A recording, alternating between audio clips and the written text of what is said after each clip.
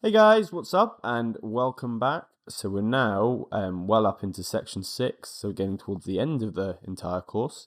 And in this section we're going to be looking at loading and manipulating data with PyTorch. So this kind of small section is going to be basically about how we get data in to our neural network and how we get data out, and the kind of operations we'd want to do when we do that. So firstly we're going to have a look at an introduction to torch vision. So torch vision is basically a package that comes with PyTorch, and it allows you basically to load and manipulate data. Okay, so often when we have images, we have a certain amount of operations that we want to do to them, like saving them, loading them, etc., flipping them, normalizing them. So kind of like a very small version of OpenCV. But yeah, so here you can get, these are some example images from a range of common datasets such as Celeb A, Cityscapes, MNIST, CFAR, ImageNet, etc., etc. Okay, so hopefully this is kind of building the notion that we need some kind of image handling tools or libraries when we do deep learning. So torch vision is basically a package that is designed to do that. Okay, so torch vision is just designed to help us load and save images, and also do lots of other fancy things in between. Okay, now really it's broken down into several kind of sub-packages, but the most important ones are datasets and transforms. Okay, but there's also other ones such as models, ops, IO, etc.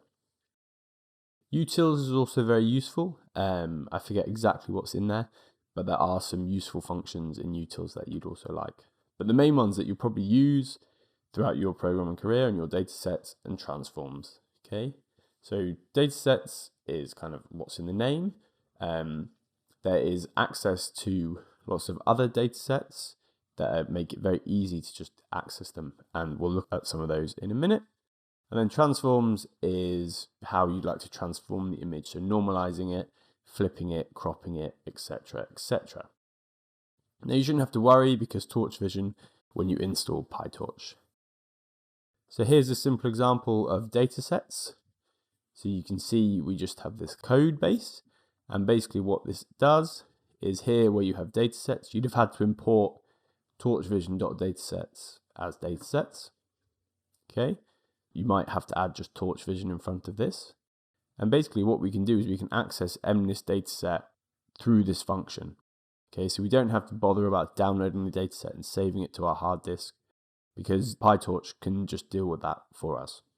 Okay, so it's really very easy, and don't worry too much about this implementation. I'm sure you would have seen it in previous videos, but there are also other ones available such as MNIST, CFAR, STL10, etc.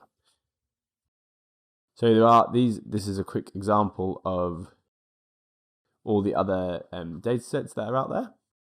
So if you just go to PyTorch and then you search datasets, you should get torchivision.datasets. And this is an example of all the ones that are out there.